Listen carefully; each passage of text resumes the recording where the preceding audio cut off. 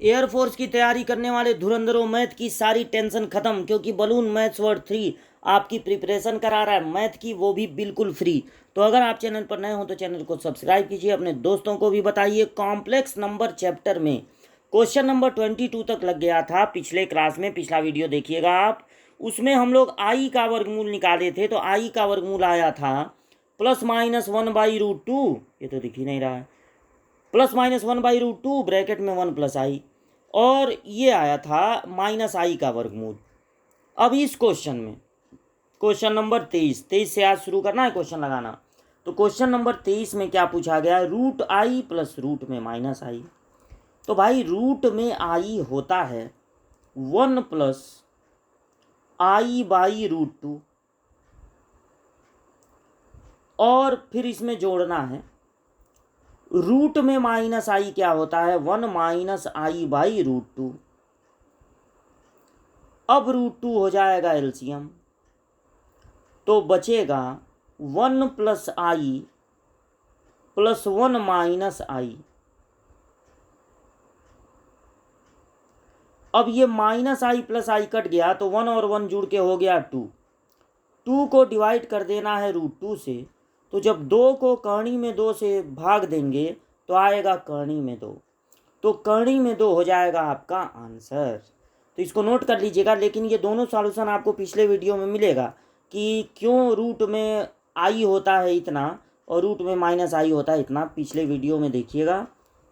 अच्छा, अब देखिए क्या पूछा है, 1 - रूट में -3 का पोलर फॉर्म क्या होगा। पोलर फॉर्म ध्रुवी रूप। तो ध्रुवी रूप निकालना है आपको किसका, 1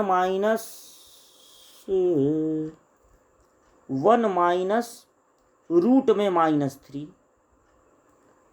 कॉन्सेप्ट बताते समय तो बताए थे कि पोलर फॉर्म का क्या होता है। पहले आप ये देखिए कि √3 तो ऐसे ही रहेगा, 3 का वर्गमूल डेसिमल में आता है, तो कौन डेसिमल में लिखने जाए, √3 ही रहने दीजिए।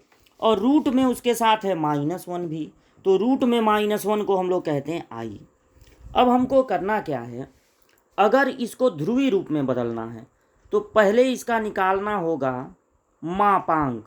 तो मापांक होता है रूट में 1 का वर्ग, मतलब वास्तविक का वर्ग, प्लस i छोड़ के काल्पनिक का वर्ग, तो माइनस का वर्ग प्लस हो जाएगा, तो करणी में 3 का वर्ग 3। अब 3 और 1 जुड़ के हो गया 4, 4 का वर्गमूल हो गया 2। फिर हमको इसका निकालना होता है कोणांक, तो उसके लिए फार्मूला होता है tan थीटा बराबर काल्पनिक भाग ऊपर और वास्तविक भाग नीचे। अब ये पता लगाना है कि tan कितने का मान -√3 होगा। लेकिन ये देखिए, ये जो पहला वाला मान है वास्तविक भाग, वो होता है x अक्ष पे, तो x वाला पॉजिटिव है और y वाला निगेटिव है। तो x अगर पॉजिटिव हो और y निगेटिव हो तो ऐसा किस चतुर्थांश में पाया जाता है, चौथे में। ऐसा किस चतुर्थांश में पाया जाता है, चौथे में। तो अब ये देखेंगे कि tan कितने का मान करणी में 3 होता है, तो 60 अंश का। अब अगर 60 को भेजना है चौथे चतुर्थांश में, तो इसके साथ माइनस ले लेते हैं। ये सब आपको ध्रुवी रूप बताते समय बताया गया, मापांक कोणांक निकालते समय बताया गया है। 2-3 वीडियो पहले के हैं, उनको देख लीजिए, सारी जानकारी उसमें छिपी हुई है। तो tan 60 की वैल्यू होती है √3, लेकिन इसको चौथे में भेजेंगे तो -60 हो जाएगा, यानी थीटा का मान होगा -60 अंश। 60 को रेडियन में लिखते हैं π/3। अब आपको क्या करना है, ध्रुवी रूप ये होता है r cos theta plus i sin theta, ये ध्रुवी रूप होता है। तो r की जगह रख देना है 2 और cos -π/3 प्लस i sin -π/3।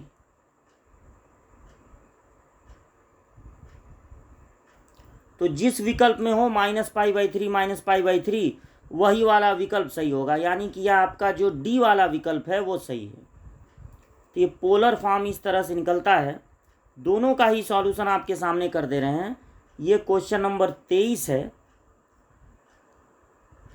और ये क्वेश्चन नंबर 24 है। दोनों का सॉल्यूशन वीडियो को यहाँ रोक के आप कर लीजिएगा नोट, और हम लोग बढ़ते हैं अब आगे। देखते हैं क्वेश्चन नंबर 25। तो क्वेश्चन नंबर 25 है 1 + i का पोलर फॉर्म। तो फिर 1 + i का निकालना है। तो 1 + i, सबसे पहले हम लोग इसका मापांक निकालेंगे रूट में, वास्तविक का वर्ग, और i को छोड़ के जो उसके साथ है तो 1 है, 1 का वर्ग, तो ये हो जाएगा √2। फिर हम लोग निकालेंगे कोणांक। तो कोणांक यानी आर्ग्यूमेंट निकालने के लिए ये फार्मूला लगता है tan थीटा बराबर काल्पनिक बटे वास्तविक, लेकिन i नहीं लेते हैं तो 1/1।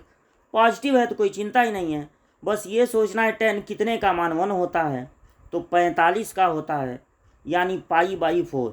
और ध्रुवीय रूप अभी क्या बताए हैं क्या होता है, r cos theta plus i sin theta, इसी को कहते हैं ध्रुवीय रूप। तो r की जगह लिखना है √2 और थीटा की जगह लिखना है 45 अंश यानी π/4। 45 को रेडियन में कहते हैं π/4, तो दोनों जगह π/4 लिख दीजिए। ठीक, तो √2 और π/4 ये देखिए, ये वाला ऑप्शन सही है, मतलब सी वाला ऑप्शन सही है। तो ये सॉल्यूशन आपके सामने है, इसको कर लीजिएगा नोट। ये था क्वेश्चन नंबर 25। अब बढ़ते हैं आगे क्वेश्चन नंबर 26 की ओर।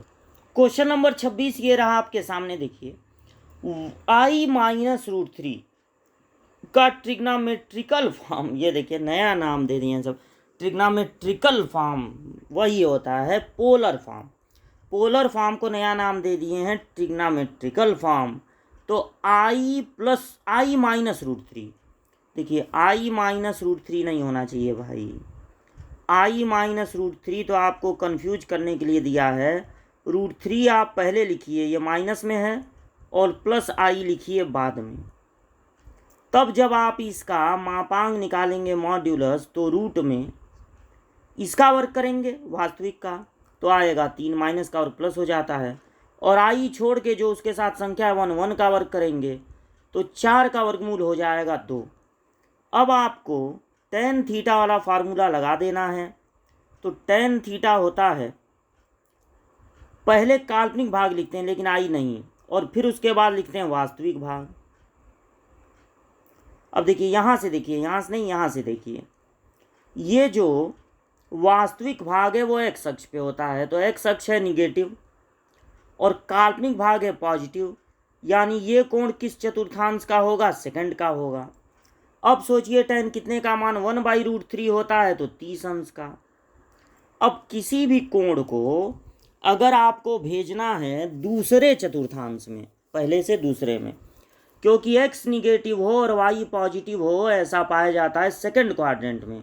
तो जब किसी कोण को सेकंड में भेजते हैं तो उसको 180 में से घटा देते हैं, तो आपको मिलेगा 150, यानी थीटा का मान हो जाएगा 150। अगर इसको रेडियन में बदलते हैं तो π/180 से करना पड़ेगा गुणा, 0 0 कैंसिल हो जाएगा, 3 5 जा 15 और 3 6 जा 18, 5 π/6 हो गया। तो ध्रुवीय रूप, अभी 2 क्वेश्चन में ध्रुवीय रूप निकल रहा, अब नहीं लिखेंगे फार्मूला। ध्रुवीय रूप होता है r ब्रैकेट में cos थीटा यानी 5 π/6 प्लस i sin थीटा 5 π/6। तो इसी ऑप्शन पे आपको लगा देना है टिक। तो 2 और 5 π/6 यहीं पे दिख रहा है, देखिए ये बी वाला ऑप्शन सही है। और ये पूरा सॉल्यूशन आपके सामने कर लीजिएगा नोट। बढ़ते हैं आगे क्वेश्चन नंबर 27 की ओर। तो क्वेश्चन नंबर 27 है,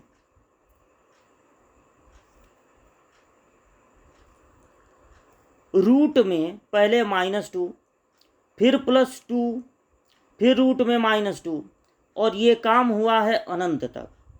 अनंत तक ये काम गया है। तो आपको ये देखना होगा कि अगर आप इसे x मानते हैं, मान लीजिए इसका मान x मानते हैं, रूट में -2 है, फिर +2 है, फिर रूट में -2 है, फिर +2 है, ये काम होता जा रहा अनंत तक। अगर आप इसको मानते हैं कि ये x है, तो अब देखिए इस x की शुरुआत कहाँ से हुई है, रूट में -2 से। तो अब देखिए रूट में ये -2 हो गया, ये +2 हो गया। अब यहाँ के बाद फिर से रूट में -2 शुरू है और ये भी अनंत तक जाएगा, यानी यहाँ पर भी आप रख सकते हैं x। तो बराबर कितना हो जाएगा x। समझे बात को, ये -2 नोट करेंगे, प्लस नोट करेंगे, ये 2 नोट करेंगे, इतना नोट कर लेंगे। उसके बाद फिर वापस आपको यही चीज़ दिखेगा, रूट में -2 फिर +2, रूट में -2, अरे ये माइनस है, बार बार यही दिखेगा। तो अगर इस पूरे का मान आप माने हैं x, तो फिर आप इसकी जगह यहाँ से जो शुरू हो रहा है उसकी जगह भी लिख सकते हैं x। अब इधर से वर्गमूल हटाएंगे तो इधर का वर्ग हो जाएगा। तो -2 + 2x बराबर होगा x², यानी 0 = x² -2x + 2। यही वो समीकरण बनेगा जिसको सॉल्व करके हम लोगों को x का मान निकालना है। तो इसके लिए लगाना पड़ेगा श्रीधराचार्य का नियम। तो देखिए इसको छोटा कर दिए। अब श्रीधराचार्य का जब नियम लगाएंगे तो पहले आपको x² के गुणांक को कहना है a, x के गुणांक को कहना है b और अचर पद को कहना है c। ठीक, अब जो है x का मान इस फार्मूले से निकालना है, -b ± रूट में b² - 4ac / 2a। ठीक, ये फार्मूला है। अब इस फार्मूले में -b का मान है -2, तो माइनस प्लस हो जाएगा, प्लस रूट में b² का मतलब 4 और -4ac, तो 4a और c, 4 2 जा 8 / 2a, a का मान 1 है। तो ये हो गया 2 +-, अरे यहाँ माइनस भी रहेगा, +-, रूट में बच रहा है -4, तो 4 का वर्गमूल हो जाएगा 2 और साथ में रहेगा i / 2। अब 2 कॉमन होके कट गया तो 1 ± i। 1 ± i वाले विकल्प पे आपको लगा देना है टिक, 1 ± i, यानी ये बी वाला विकल्प सही है। और ये पूरा सॉल्यूशन आपके सामने है, इसको कर लीजिएगा नोट। इसी तरह से लगेगा जो अनंत तक श्रेणी जाएगी। ठीक, बढ़ते हैं हम लोग आगे, इसको नोट कर लीजिएगा। क्वेश्चन नंबर 28, ये देखिए वर्गमूल आपको निकालना है 7 - 30, और ये देखिए √2 रहेगा और जो रूट में -1 है उसकी जगह हम लोग कर देंगे i।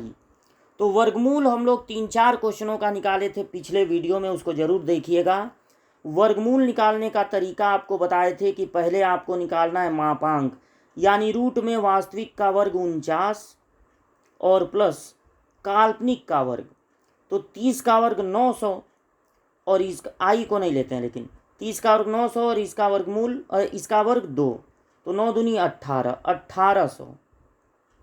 तो 1800 में 49 जुड़ेगा तो रूट में आएगा 1849। ठीक, अब इसका निकालना है आपको वर्गमूल। तो 1849 का वर्गमूल क्या होगा, ये आप अंदाज़ा लगाएंगे कि निकालेंगे।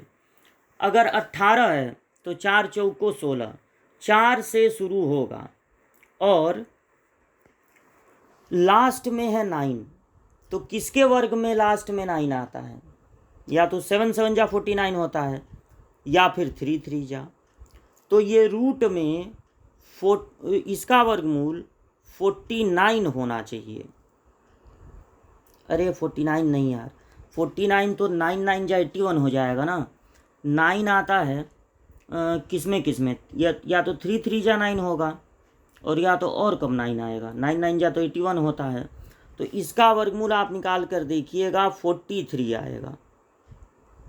अब क्या करना है, 43 में एक बार वास्तविक भाग को जोड़ना है, आधा करके वर्गमूल निकाल देना है, फिर 43 में 7 को घटाना है और आधा करके वर्गमूल निकाल देना है। और अगर काल्पनिक भाग माइनस में है तो यहाँ पर लगा देना है माइनस। अब ये दोनों जुड़ेंगे तो होगा 50, 50 का आधा 25, 25 का वर्गमूल 5। और ये देखिए इसमें से जब 7 घटेगा तो बचेगा 36, 36 का आधा 18, 18 का वर्गमूल होगा 3 करनी में 2, क्योंकि 9 दूनी होता है 18। तो 5 माइनस 3√2, 5 माइनस 3√2, यानी ये बी वाला विकल्प हो जाएगा सही। और ये पूरा सॉल्यूशन कर देना है आपके सामने, इसको कर लीजिएगा नोट। और अगर 18 49 का वर्गमूल है तो अंदाजे से निकाल सकते हैं। जैसे 4 का वर्ग 16 होता है तो 16 से थोड़ा ज़्यादा है, और 3 का वर्ग 9 होता है, यहाँ पे लास्ट में 9 है तो 43 हो गया। ठीक, argument Z plus argument Z का संयुग्मी बराबर कितना होगा, Z is not equal to 0 है। अच्छा, किसी सम्मिश्र संख्या और उसका संयुग्मी, इन दोनों के कोणांकों को अगर जोड़ा जाए तो कितना आएगा, कोणांकों को अगर जोड़ा जाए तो कितना आएगा। अब देखिए, अगर आपका कॉम्प्लेक्स नंबर है a प्लस IB तो उसका संयुग्मी होगा a माइनस IB। तो अगर आपको x अक्ष पर a लेना है और y अक्ष पर b, तो मान लीजिए y अक्ष पर इतना दूर b है और ये x अक्ष पर a है, मान लीजिए यहीं पर z है। अब आपको x अक्ष पर a ही लेना है, मतलब इतना ही, और y अक्ष पर माइनस b ले लेना है, माइनस b यहाँ पे आएगा तो ये हो जाएगा। तो जब आप इसको मिलाएंगे और जब आप इसको मिलाएंगे तो देखिए दोनों का जो आर्ग्यूमेंट है उसका योगफल कितना हो।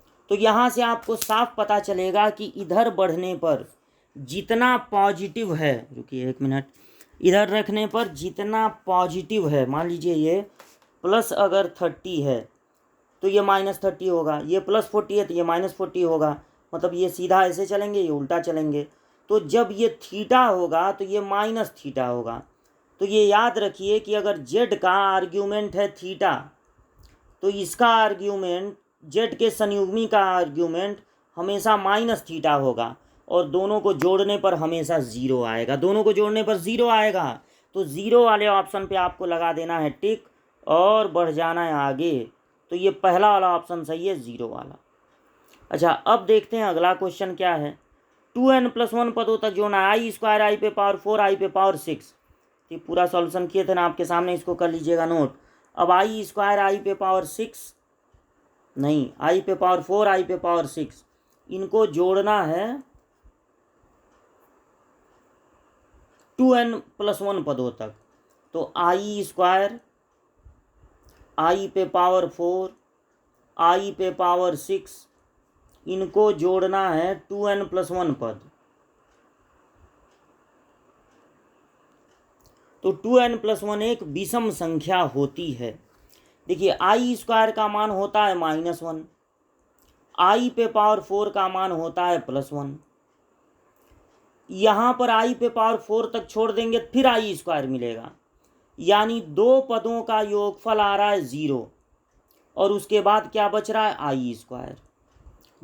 i पे पावर 4 तक छोड़ देंगे, शुरुआत हुई है i स्क्वायर से, तो दो पदों का योग आ रहा है 0, तो 2n पदों का योग भी 0 होगा।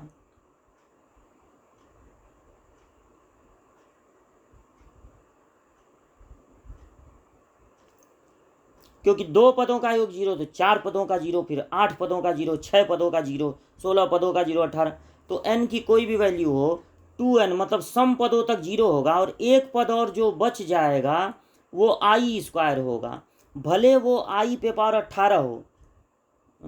हाँ 18 हो, तो 16 तक छोड़ देंगे तो 2 बचेगा, मतलब जो अगला पद बचेगा वो आई स्क्वायर होगा, और आई स्क्वायर का मान होता है -1, तो इस पूरे का मान -1 हो जाएगा।